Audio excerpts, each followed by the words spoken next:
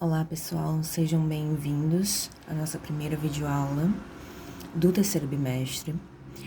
E nós vamos começar com o assunto leis de Newton, né? Nós vimos no segundo bimestre sobre velocidade, sobre aceleração, a cinemática, né? Posição, movimento, trajetória, deslocamento. Nós vimos vetores, né? Nós estudamos vetores, como somar, como subtrair, como decompor vetores. E tudo isso a gente vai utilizar agora para estudar a dinâmica. O que é a dinâmica? Né? Ela é fundamentada por essas três leis que a gente vai ver hoje. E ela, basicamente, discute as causas do movimento. O que causa e o que não causa um movimento, certo? A primeira lei de Newton, ela é bem famosa e ela é chamada também de lei da inércia. E por que inércia? Vamos entender. Qual é o enunciado dessa lei? Ela diz o seguinte: todo corpo permanece em repouso. O que é repouso? Parado, velocidade igual a zero, ok? Repouso é parado, velocidade igual a zero. Então, todo o corpo permanece parado, né, em repouso, ou, isso é muito importante, gente, ou em movimento retilíneo uniforme, ou seja, ele permanece parado ou se movendo reto de forma uniforme. O que quer dizer ser uniforme? Que ele não muda a velocidade dele durante o percurso. A velocidade continua constante. Então, ou ele tá parado, ou ele tá se movendo reto, não pode fazer curva, tá? Reto, com velocidade constante. Ele permanece assim a menos que o quê? A menos que seja obrigado a mudar o seu estado. O que é mudar o estado nesse caso? Se ele está parado, começar a se mover.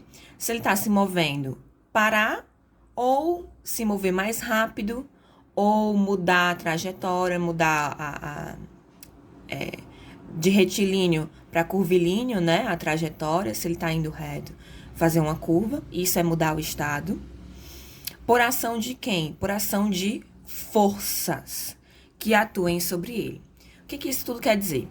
Isso tudo quer dizer, gente, que se ele tá com uma velocidade constante, seja ela 0 ou 1000 km por hora, que seja, ele não está sob a ação de nenhuma força nesse momento. Ele não está sob a ação de nenhuma força, é como se ele estivesse inerte. Ele vai permanecer ali naquele movimento até que alguma força, alguma coisa entre em contato com ele e faça ele parar ou mude essa velocidade dele. Aumentando, pode ser, se tem alguma coisa em movimento e eu empurro ela para ela ir mais rápido, eu estou alterando o estado. Ou se ela ou fazendo parar, né? No caso do freio. O freio é a ação de forças para mudar o estado inerte de um carro, por exemplo, certo? Então, se nenhuma força atuar sobre o objeto, sobre aquela coisa que está em movimento, ela vai permanecer assim. Então, só a força pode alterar o estado de movimento de um corpo. É isso que a primeira lei de Newton quer dizer. Só a força pode alterar velocidade, certo? Essa velocidade vai permanecer constante se não tiver nenhuma força. Repetindo. E existem duas situações aí, né? Como eu falei, o repouso ou o movimento retilíneo uniforme. E eles têm denominações distintas. Quando o objeto está em repouso, ele está parado, né? Que nem a bolinha aqui parada no chão. A velocidade dele é igual a zero, ali, ó, o meu vetor velocidade igual a zero. Eu digo que ele está em repouso. Quando ele está em repouso, eu posso dizer também que ele está em equilíbrio estático, né? É um equilíbrio que é difícil de romper. Eu preciso de uma ação, a ação de uma força maior para romper esse estado estático de equilíbrio. Existe também o equilíbrio dinâmico. O que quer dizer o equilíbrio dinâmico? Diferente do estático, ele é fácil de ser quebrado, é fácil de romper esse equilíbrio, esse estado de inércia, que é justamente quando ele está com uma velocidade constante, no movimento retilíneo uniforme. Essa velocidade v constante, ela não muda o módulo, nem a direção, nem o sentido. Ou seja, se ele está, por exemplo, a uma velocidade de 10 metros por segundo, indo para frente numa superfície horizontal, qual é o módulo dessa velocidade? 10. Qual é a direção dessa velocidade? Horizontal. Qual é o sentido dessa velocidade? Para frente. Nenhuma dessas informações pode variar. A única coisa que faz variar qualquer dessas informações é uma força. Então, é a força que faz variar o sentido, é a força que faz variar, consequentemente, a direção, e é a força que faz variar o módulo, certo? Então, apenas forças podem variar uma velocidade. E quando ela é diferente de zero, num movimento retilíneo, esse equilíbrio a gente chama de equilíbrio dinâmico, que é fácil de romper. Eu não preciso de uma força tão grande assim para mudar a trajetória do meu corpo ou para mudar a velocidade dele. Eu posso aumentar essa velocidade. Só em aumentar essa velocidade, sem mudar a direção e o sentido, eu já estou aplicando uma força, eu já estou variando. Ou eu posso diminuir essa velocidade também, né? Como eu já falei para vocês. Então, quando tá com a velocidade diferente de zero, equilíbrio dinâmico. Velocidade igual a zero, equilíbrio estático. Então, se vocês virem esses dois termos aqui em questões, vocês já vão saber. Se ele falou de equilíbrio estático, V igual a zero. Se ele falou de equilíbrio dinâmico, V diferente de zero. V constante. Mas existe uma situação que é importante a gente destacar aqui. Vamos imaginar, muitas questões utilizam o exemplo do ônibus, mas eu vou usar aqui o exemplo de uma pessoa andando de skate, certo? Se, por acaso, não sei se vocês já andaram de skate na vida, mas eu já andei muito na minha adolescência. Se por acaso vem uma pedra, você não vê, você tá andando ali olhando pra frente, tem uma pedra que engancha na roda e aí o skate vai parar de uma vez, né? O que acontece com você? Você vai se esborrachar no chão ali na frente. Então, você vai ser empurrado pra frente, é como se alguém estivesse te empurrando pra frente, e você vai acabar caindo. Por que você não parou junto com o skate? Né? Se uma força foi aplicada ali pela pedra que fez com que o skate parasse, né? Fez com que esse skate saísse da inércia, da velocidade constante e parasse, por que você não parou junto? Justamente, pessoal, porque essa força, para que ela altere a velocidade, ela precisa ser aplicada no corpo em que a velocidade vai ser alterada. Se a força for aplicada no skate, o skate vai ter a velocidade alterada, mas você não. Você é um corpo diferente do skate. O skate é um objeto, você é outro. Então, você vai permanecer na velocidade que estava antes. Nenhuma força foi aplicada em você. Então, vale a lei da inércia. Você vai continuar com aquela velocidade. É por isso que o seu corpo vai ter a tendência de ir para frente. Até que uma força seja aplicada em você e você pare. Mas enquanto nenhuma força for aplicada em você, você não vai parar. A mesma coisa com o carro. Por que tem que ter cinto de segurança? Porque o cinto é o que vai aplicar a força em você que está dentro do carro. O freio do carro, ele não aplica uma força em você. Ou seja, não faz você parar no momento em que o carro precise parar. Então, o carro vai parar sozinho e você vai continuar. É por isso que, num acidente, numa colisão, você é jogado para frente. Então, Nesse caso aqui, resumindo, no skate foi aplicada uma força diferente de zero, né? Pela pedra. Então, a pedra aplicou uma força no skate. O que vai acontecer com o skate? Ele vai passar a ter velocidade igual a zero. Ele vai parar, certo? Ele estava com velocidade constante e ele vai passar a ter velocidade zero. E na pessoa, nenhuma força foi aplicada, né? Ou pelo menos o somatório das forças que estão sendo aplicadas nela, a gente vai já falar sobre isso, é zero, ok? Então, se a força resultante aí sobre a pessoa é zero, a velocidade dele vai continuar sendo constante aqui, ó, no movimento retilíneo uniforme. Então, a velocidade dele permanece constante, contanto, ele vai continuar o seu movimento retilíneo que estava antes. Por isso, ele vai para frente, certo? Resumindo, pessoal, a única coisa capaz de fazer um corpo parar de se mover ou começar a se mover é a ação de uma força, como eu já tinha dito antes. Essa força é o que a gente chama de força resultante, diferente de zero. Por que resultante? Isso vocês têm que gravar bem. Se eu somo várias forças, por quê? Lá em vetores, nós vimos que existe a possibilidade da soma de dois vetores dar zero. Então, quando é que isso acontece? Quando eles têm a mesma direção, o mesmo módulo e sentidos contrários. Se duas forças que atuam sobre essa pessoa aqui, no caso, tiverem a mesma direção, o mesmo módulo e sentidos contrários, é o mesmo que não ter força nenhuma. Porque quando eu somar elas duas para saber a força resultante, vai dar zero. Então, mesmo que tenha forças atuando sobre eles, se a soma dessas forças todas der zero, eu posso dizer que ele vai continuar inerte, que a força resultante é igual a zero, e aí vale a lei do repouso, ou a lei do equilíbrio estático, ou a lei do equilíbrio dinâmico, certo? Então, eu preciso somar todas as forças envolvidas para saber qual é o valor final. Pode ser que não tenha nenhuma força, e aí você já sabe que é zero.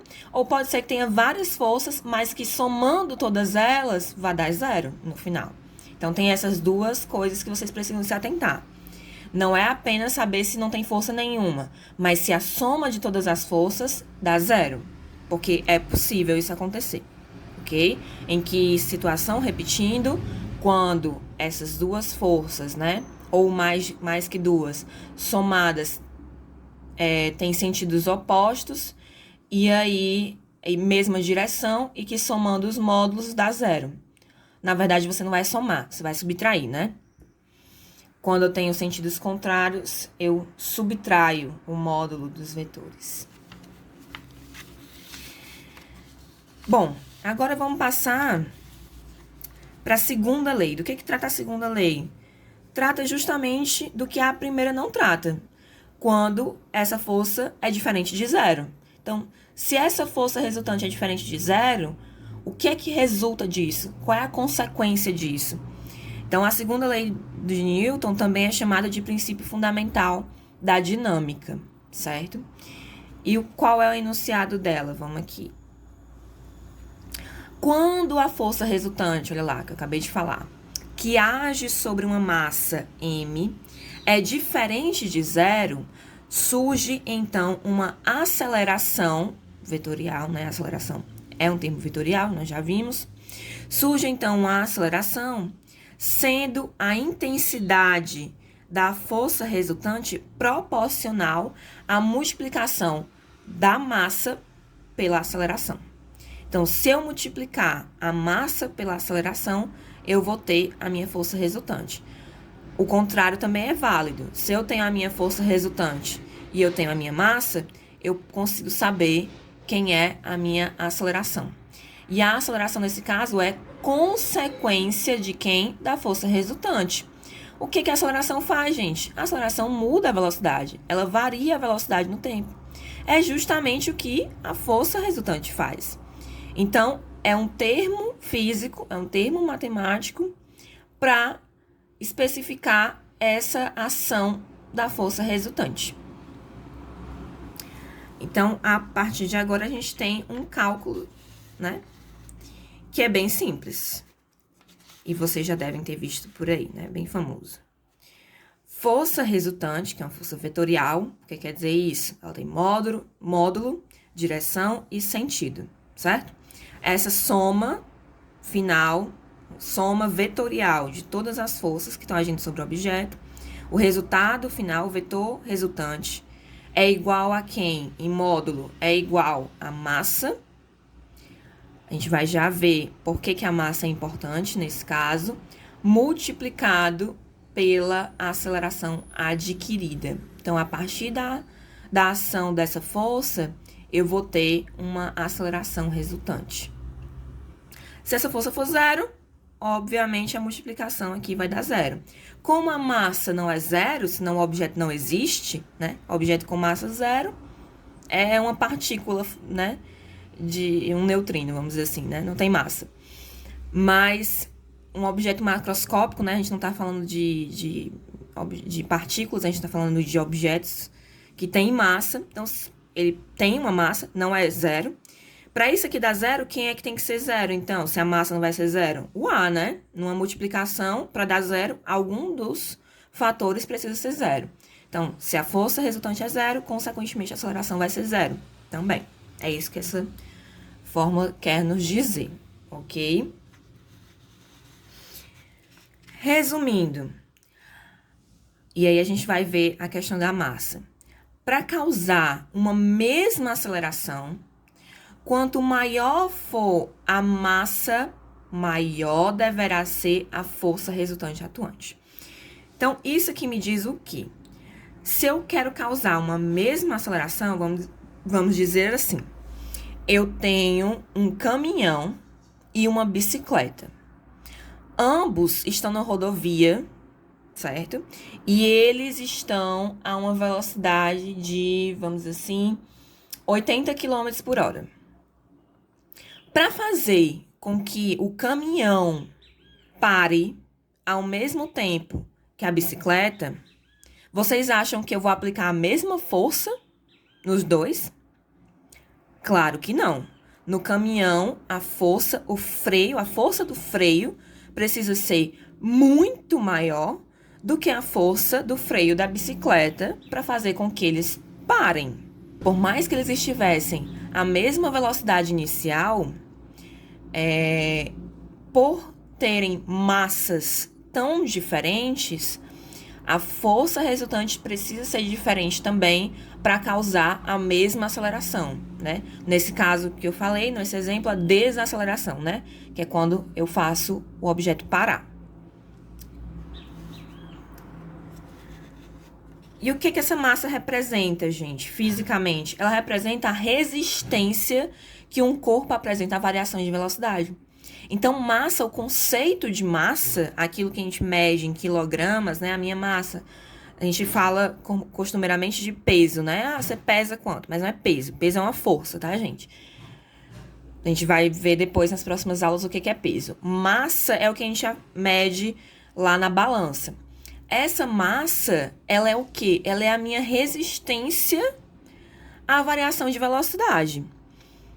Então, quanto mais massa eu tenho, aspas, quanto mais pesado eu for, mais difícil vai ser para mim me movimentar, né? Sair de uma velocidade igual a zero e passar a uma velocidade diferente de zero. Então, quanto maior for essa massa, maior vai ter que ser a força que eu preciso fazer para mudar a minha velocidade, certo? Então, massa tem esse conceito. Quais são as unidades que a gente está falando aqui dentro da segunda lei de Newton, né? Nessas três grandezas. Massa, a gente vai medir em quilogramas. Ah, professora, mas a questão me deu a massa em gramas. O que é que eu faço? Eu vou transformar para quilogramas, para poder aplicar na fórmula, tá? Quilograma é a medida no Sistema Internacional de Massa. E é como nós medimos aqui no Brasil a nossa massa também. Força, gente. Essa força aí a gente vai calcular em newtons. Então, esse agente que faz a velocidade variar, né, essa força que faz com que as velocidades variem, ele é medido em newtons, né? Justamente porque foi Newton, através das leis dele, que estudou o que é essa força, como é que ela age nos corpos. E a aceleração, como nós já vimos, é massa dividido por segundo ao quadrado, ok? Vamos para a terceira lei de Newton. O que ela diz? Essa é bem interessante.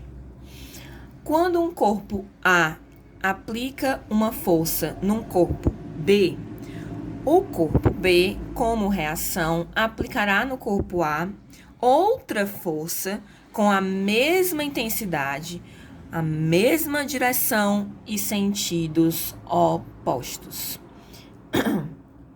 Então, o que quer dizer isso? Se eu estou aplicando uma força no papel, vamos dizer assim, na mesa, né, o conjunto do papel com a mesa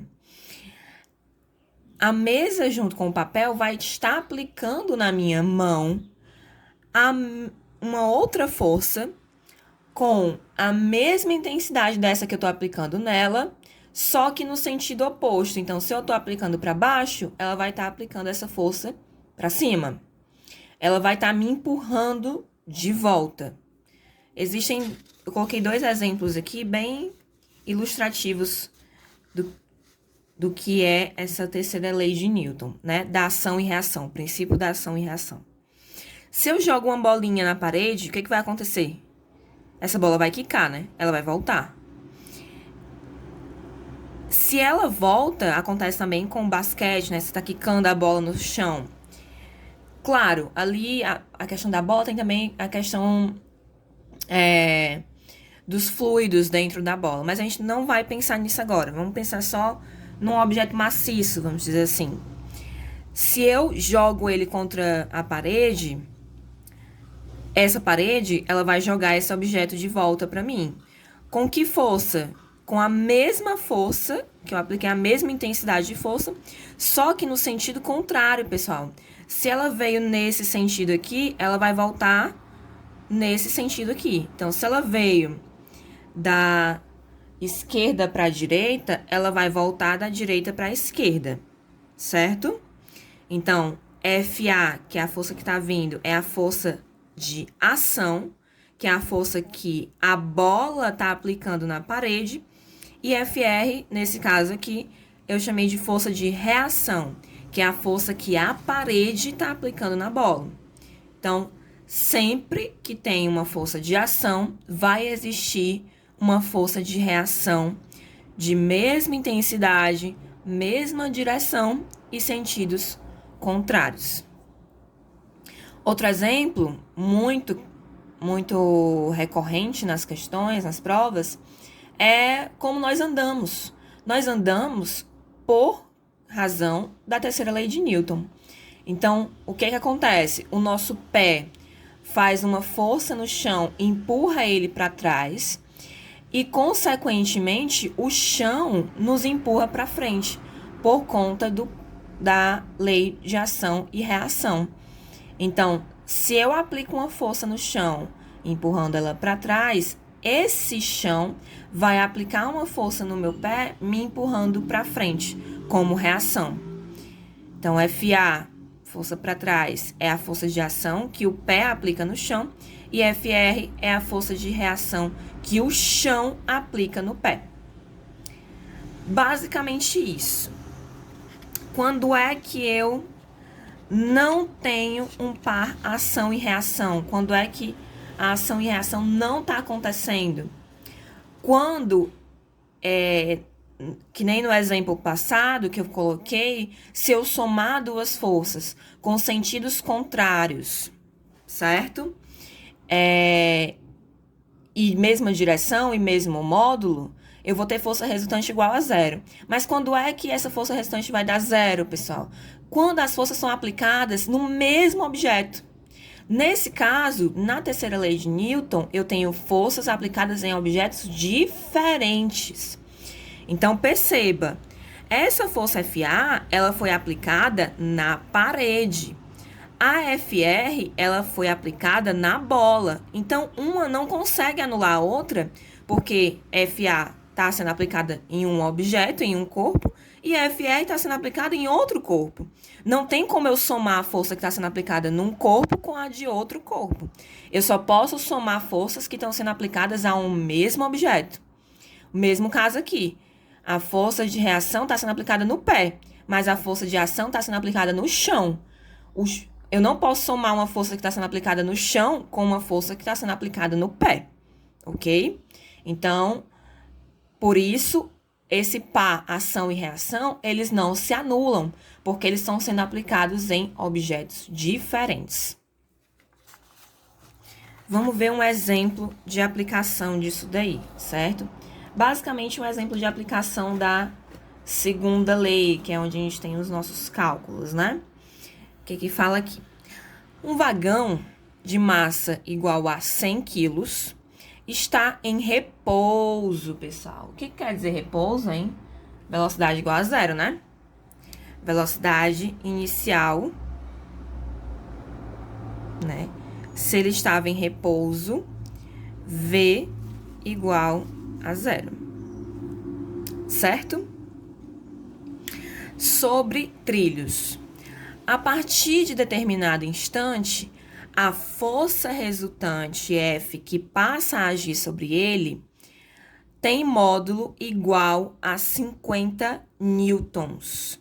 Ou seja, ele estava em repouso e aí, a partir de determinado instante, a força resultante deixou de ser zero e passou a ser 50 newtons.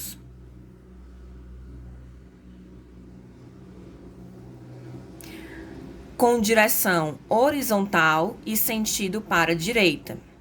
Determine, então, letra A aceleração que o vagão adquire. Simples, né, pessoal? Essa daqui é bem simples. Como a gente sabe, pela segunda lei de Newton, força resultante vai ser igual a quem? A massa vezes essa aceleração adquirida. Se eu tenho a força, eu tenho a massa, consequentemente, eu consigo calcular a aceleração adquirida. Então, vamos substituir os valores que a questão deu. Ela disse que a força resultante era igual a quanto? 50, né? Então, onde tem F, eu vou escrever 50 no lugar do F. Onde tem massa, eu vou escrever quanto? 100 quilos. Já está em quilos, eu não preciso transformar, né? Então, 100 quilogramas. Vou escrever aqui, onde tinha M, eu vou escrever 100. E o A, não sei quem é, continua sendo A. Para saber o valor dele, eu preciso isolar ele de um dos lados da igualdade, não é isso? Então, eu preciso tirar esse 100 aqui do lado dele, jogar ele para o outro lado, para conseguir isolar esse A. Quando eu jogo ele para o outro lado, se ele está multiplicando o A aqui, ele vai dividindo os 50, né? Então, vai ficar 50 dividido para 100 igual a A. Eu posso cancelar, né? Dividir por 10 aqui e por 10 aqui, e cancelar esses zeros, não posso? E aí, vai ficar quanto? 5 dividido para 10. 5 dividido para 10 dá 0,5. Então, quem é a minha aceleração nesse caso, adquirida? 0,5 metros por segundo. Esse é o módulo, mas a aceleração é um vetor. E a gente vai ter que lembrar que esse vetor aceleração, ele vai ter sempre a mesma direção e o mesmo sentido da minha força resultante. Então, se eu sei a direção da força resultante e o sentido da força resultante, eu sei a direção da aceleração e o sentido da aceleração. Nesse caso, horizontal e para a direita. Então, a aceleração vai ter direção horizontal e sentido para a direita também. Letra B. A velocidade do vagão 20 segundos após a ação da força F ter iniciado. Então, ele quer agora que velocidade ele vai ter depois de 20 segundos em que essa aceleração aqui está agindo sobre o corpo. A gente vai precisar lembrar do assunto do bimestre passado, que é movimento retilíneo uniformemente variado, né? MRUV. Então, pela equação horária do MRUV, a gente tem que o quê? Que a velocidade final, ela vai ser igual à velocidade inicial mais a aceleração vezes o tempo, Aceleração vetorial também. Como o vagão partiu do repouso, o que a gente sabe que essa velocidade inicial vai ser quanto, pessoal? 0. Então, esse VI, se ele partiu do repouso, só essa informação, a questão me dizer que ele partiu do repouso, eu já sei que velocidade inicial é 0. E o resto? O resto a gente calcula. Né, ó? Então, V final vai ser 0, substituindo os valores, né? Que é a velocidade inicial, mais a aceleração, que é 0,5, vezes o tempo, que é 20. Já está em segundos, o tempo aqui tem que estar em segundos, então não precisa transformar, só substituir aqui na fórmula.